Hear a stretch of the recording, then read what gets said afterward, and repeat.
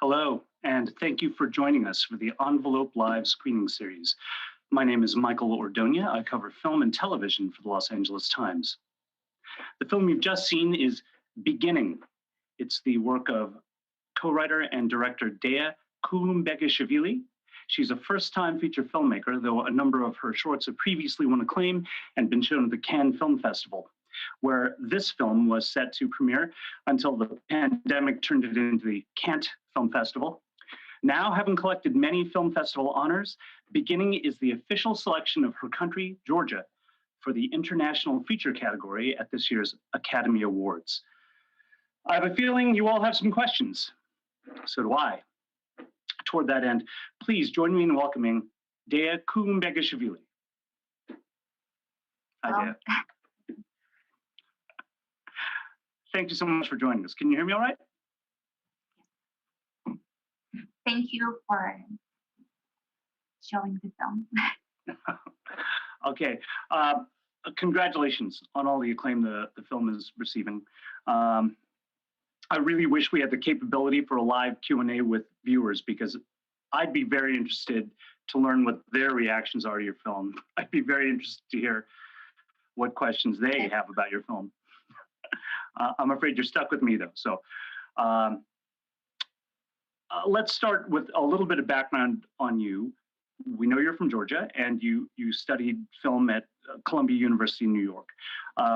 We were talking before about the fact that you're working on a PhD in philosophy, correct? Yes, it's in process, so it's a long process.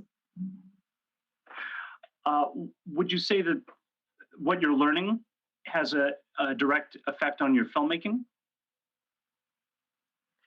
Well, I think everything that we do and everything we encounter or live through in our everyday lives has effect on films we make or anything else that we do. Actually, I'm influenced by everything, including what I'm learning.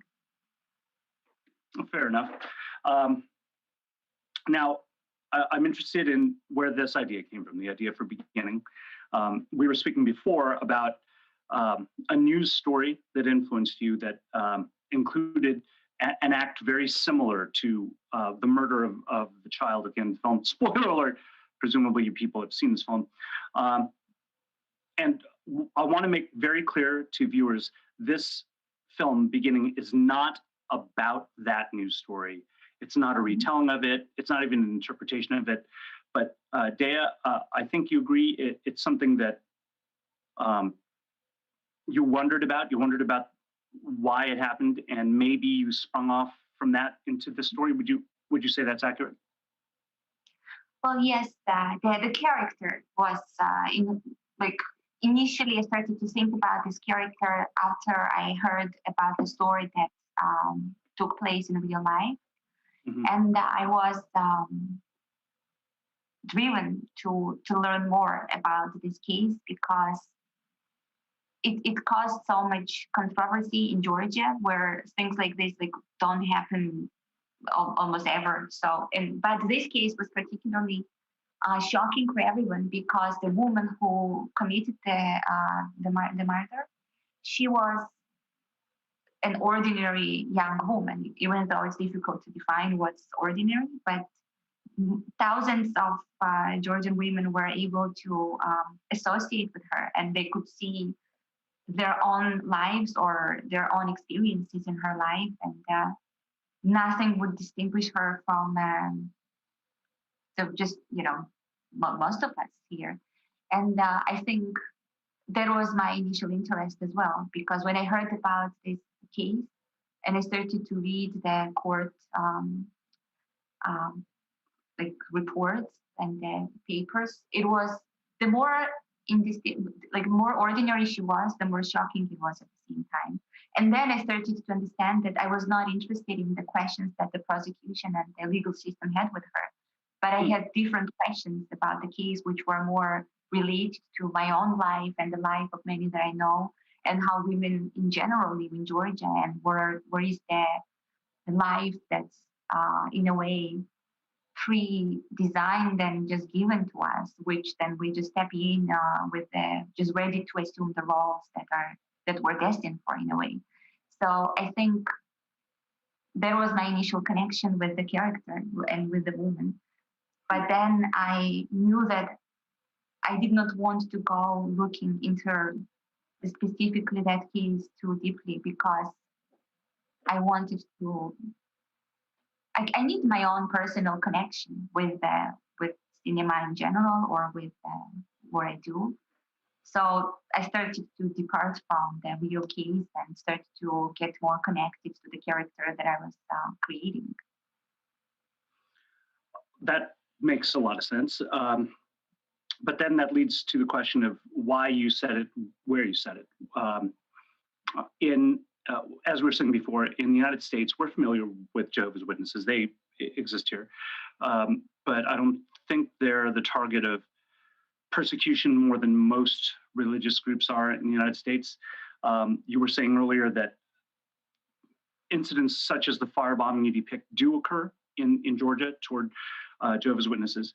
And your film is not doctrinaire at all. It doesn't go into any sort of criticism of Jehovah's Witness belief or anything like that. So I wonder why you chose that setting. Why did you choose that community, and what do you think how do you think it contributes to the formation of the character of Yana? Well, the first connection was back in 2014. I was back in Georgia for summer holidays because at that point I studied in New York at Columbia University. And then I went to see my father who lived in this small town. And there were some people who were related to our family who were visiting him at the same time. And these people have converted and they became Jehovah's Witnesses. And I could see how, because of the choice of their new faith and because of their beliefs, they were ostracized and they were alienated and in a way isolated from the community and in a place which was their home. And unlike me, like they never left, they were always there. And I was also going through same questions regarding my own life because I was questioning what is identity or what is my identity and what does it mean to leave and then come back home. And like I guess I was dealing somehow with same questions in different like angle. And that was my initial connection. And I started to get close and talk to these people more. And then I started to also see their everyday life. And then I could see that how hard it was for them to be committed to their beliefs in the like environment of being also oppressed for their own beliefs and attacked and isolated. And Georgia is a Christian country. It's over 90% of the population is of Eastern Orthodox Christian religion. And it's very much the religion is very much part of the Georgian identity. And once somebody chooses another religion or converts, it's almost like it's taken almost as an act of betrayal by the community. And there is a lot of aggression. And I think that the concept of tolerance is a bit misunderstood also, maybe, to say it mildly, I would say. So that was my initial connection. And then I started to research and I started to talk to more people. And I understood that I was really interested to make a film about a woman who lives in the marginalized society, in a marginalized community. But then when I looked at the community itself, as all of us are humans, we tend to create power structures in the communities that we build. And in that structure, I saw that her place would have been in the background. And maybe like this particular woman, she's excluded from the process of decision making in her everyday life, but also in the larger and more important questions, maybe concerning the well-being of her community and her family. And that was my interest. I wanted to look at the power dynamic within a group which was oppressed by the outside, like larger society. And I also wanted specifically to scrutinize and to look at the inner conflict of the main character, and I guess her like crisis in life, like questioning if the decisions that she had made in life were really her own. Mhm. Yeah, well, I think you did a good job of portraying that lack of, let's say, lack of power in decision making when she's talking with her husband about what they should do after the firebombing, and he essentially doesn't listen to her at all, but asks for her support. Um, and the things you've said, I think, highlight her isolation um, and explain a little more to me. I mean, they enrich my understanding of her need to break away from that society, but also I think the guilt that would be generated inside her from that, which could explain why she feels she's deserving of punishment of some kind. That maybe there's something bad that she deserves to receive. Would you say that that's a, a fair interpretation of why she puts herself in such a dangerous position that results in such trauma occurring to her?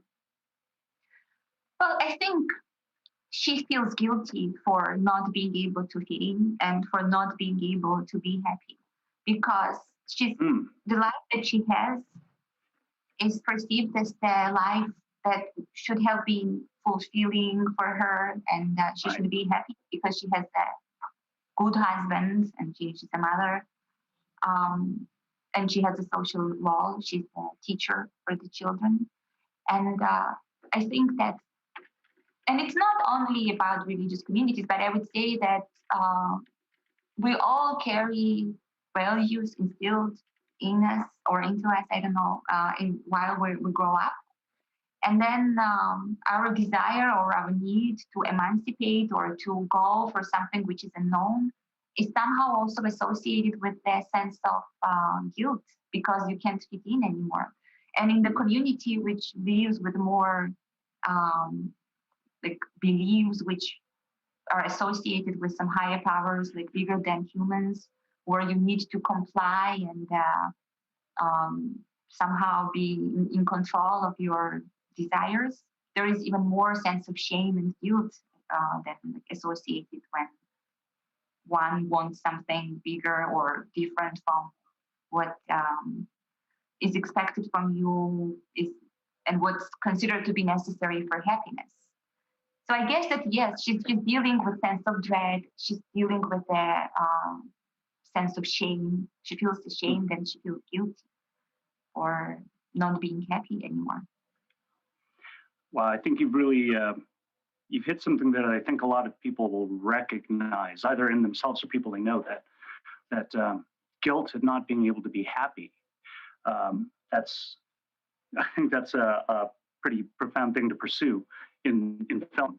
And for some reason, that made me think of his response to her telling him that she was raped. That his response is, "I want to forgive you. I want to forgive you for this thing that happened to you."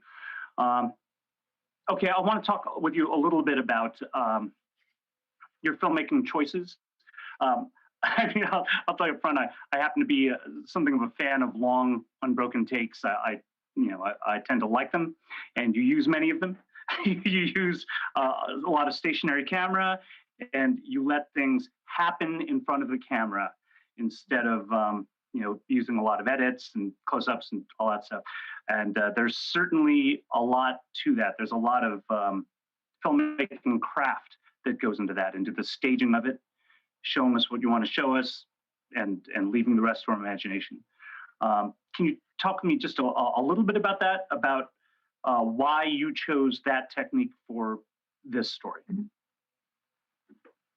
Well, because in the process, the process, or how at least I structured the process for preparing for this film is like I did write a script with my co-writer, and then I really like to be in the place where I think that I want to shoot a film, because I would not say it's a location scouting for me, but it's more I need to live there with the cinematographer, or if possible, with also other members of the team, because I need to understand how time flows and what is the rhythm of everyday life there. And then my aim was to grasp the essence of each moment of the life of this woman. And I wanted to create her experience in this world. But I did not want to just follow her with the camera and just tell the story through her eyes, or but I rather wanted to grasp and capture her experience somehow, including like I wanted to like contain time. And then beyond that, I was thinking that when you're making a film, like what is storytelling? Is it what happens? Is it what actors are acting in front of the camera? Is it what you wrote? But is it also something which is more intangible and which goes beyond your control? And I wanted to create a frame and I wanted to create a tableau and then and be really ready for something which would happen and which would be beyond my control. But for that, I needed to be really prepared. So I did it. We had 6 months of the rehearsals with the actors because I wanted to see how they would embody the characters. And only after that, I did the storyboard. After I was really familiar with how the actors were living as the characters.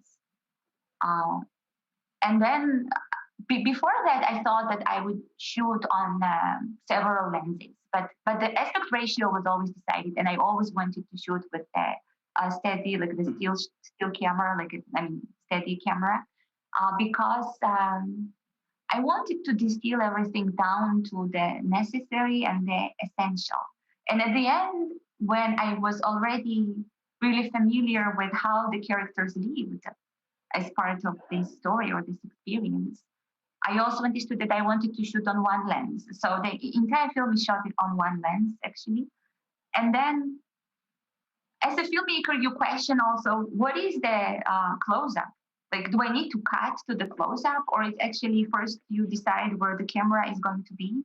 And then, once actors start to move and once you start to create a world or capture the world in front or around the camera, you go from the close up to the medium shot or the wide shot, but it's just all within one shot. So you don't really need to cut in this case. And then you can really go through the experience of this woman while being somehow in her world, like how she experiences life, and not just telling what I would think was important and unimportant, but really to grasp the nuances of her life. Like how does she sit down when she's alone? How does she rest? Because I think those things are often overlooked in cinema, and we tend to go more for what's shocking or what has more action. But I don't know what's inactive character is. Or what active character is. So I wanted to tell a story of this particular woman, and sometimes she's active, sometimes she's less active on an external level, but she's more active internally. So I wanted at least to try to capture her life. I love that approach. I love what you just said, although I did start laughing when you talked about her being sometimes less active, because the shot of her asleep is like, or with her eyes closed, it's like 7 minutes long or something. Yeah. I see. I appreciate that approach because, well, one reason being that if acting is largely reacting, holding that stationary camera and letting us see everything lets us see so much that happens off book. Things that aren't happening on the page. I just have a couple more questions for you. One is that your film, to me, feels like it's rooted in realism, although you can make all kinds of philosophical arguments about the act of putting something on film and making it above reality to begin with. But that you have this sort of deadpan look at what's happening makes it feel like realism to me. And then at the end of your film, you have something happen that is clearly not realistic in that sense. And although I often hesitate to ask filmmakers about the interpretation of things. My feeling about that moment when the rapist turns to sand and is blown away is what it means to me is that um, he doesn't matter. He's like one more grain of sand in this world that created the disaffectedness in Yana. That's how I respond. Could you tell me anything about that scene that you feel like sharing with us about where you were coming from with that moment? Anything you want to share with us?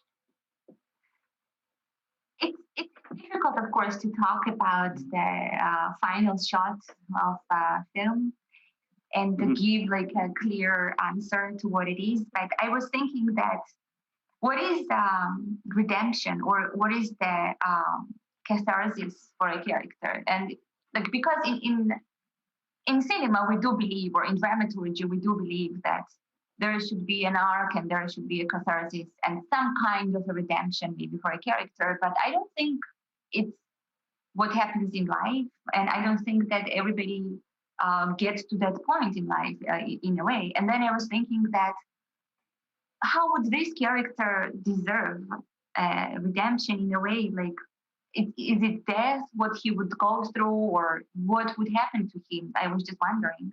And then I understood that maybe he's even unable to die, or maybe he's not even that real in that sense. And he's not just one person in that sense, but he's part of something bigger, which is more like rooted and more really present in the fabric of life, which is bigger than just one person, or bigger than just humans, but it's just part of fabric of life in a way, and maybe also part of nature in a way. So I thought that, and it was really difficult. I was like, always had this image from the beginning when I started to write the script, and I always thought that he disintegrates, but he's alive halfway through at least of this process. And then I was thinking that yes, but then when if he's not alive at some point, is he dead? Because if something's not alive, is it dead? And I really could not say that, because he never really dies. I think he disintegrates, and then I would want the audience to have their own interpretations, because I have my thoughts about why does it happen. Mm-hmm. But to say it very simply, I think it's just because he came from the fabric of life and he went back to it. And it's a circle we go through. And I think good and evil maybe are part of one whole in a way. It's all part of human nature.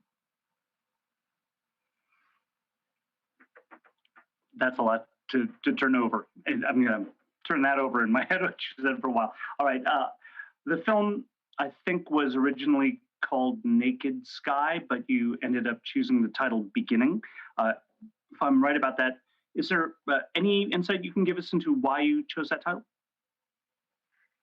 Well, I think I was already finishing working on that film when I was really bothered by the title, which I thought it was just not. Because one thing is when you write a script and you think that you know everything about your film, and then you're shooting and you think, okay, now I know everything about my film, really. And then you finish editing, you finish color grading, and then at some point you look at your film and think that, okay, it's not only like where I thought it would be, but it's also something on its own, and you can't fully control the process, or it's not what you really intended to do either. Like, and the film was just not the film called Naked Sky anymore. And I was really bothered by the title. And then I was constantly returning in my mind to the phrase, in the beginning, there was the word from Bible again. But and I knew that it would deal with something beginning or ending in the life of this woman. But I was questioning myself, like, was something beginning in the opening of the film, or was something beginning in the end of the film, or in general, like, how do we talk about beginnings and ends? Like, before something starts, there should be something before that as well, I guess. And then I understood the film was called Beginning, and it was simple. It was one word. It was simple, and I liked the title. The naked sky was too big in a way. Also, it was no, it was taking too much attention. Okay. There's one thing that I forgot to mention about about that about the murder of the child at the end. That it shocked me. I thought she was going to kill herself. It shocked me that it occurred because I'd forgotten about the biblical reference to the story of Abraham at the beginning. So I remember that now that you're. I mean to mention that now because you were talking about in the beginning from the Old Testament. Okay, you've answered all of my questions from the film and given me a lot to think about. I do want to ask you one other thing though. In this last year, in 2020, that was so odd in terms of watching film, as you well know, because your film went to all these festivals that were virtual. Did you see anything, any film or television that really blew you away, that stays with you up to now? Like the new cinema, or also New, yeah, not something from 1950 that you saw this year, but something that was released in 2020. I don't think it's released yet, but I did watch New Order, Michel Franco's film, and I was really impressed actually, and it was very interesting film. That was one film which I watched actually last week, so it was. And by the way, I think watching that film at home was a very interesting experience, and I wonder how the experience would be in cinema. I think it would have been totally different to watch it with other people. And I also watched, what else did I watch? The new, no, I don't really, I watched one, yes, I watched one film also, which is called In Between Dying. It premiered in Venice Film Festival in last year. It's a film from Azerbaijan. Uh, and it's a beautiful film, also really a beautiful film. And those are two films I watched, which are new. But it's very difficult to watch new films when you're in Georgia because we don't really have any streaming platforms here. We don't really have that many films like available, and it's not really possible to watch new films. Oh, I'm sorry to hear that. Yeah, Well, it's pretty sad, well, Dea, I want to thank you so much for taking the time to chat with us and for your answers, which were very thoughtful. Viewers, if you have responses to this, I'm really curious about how people respond to this film. Please shoot your thoughts and your questions to the Times because I'm very curious. Ladies and gentlemen, if you're interested too, ladies and gentlemen, Dea Kulumbegashvili, thank you so much for joining us, everyone, for the Envelope live screening series. Thank you very much. Thank you.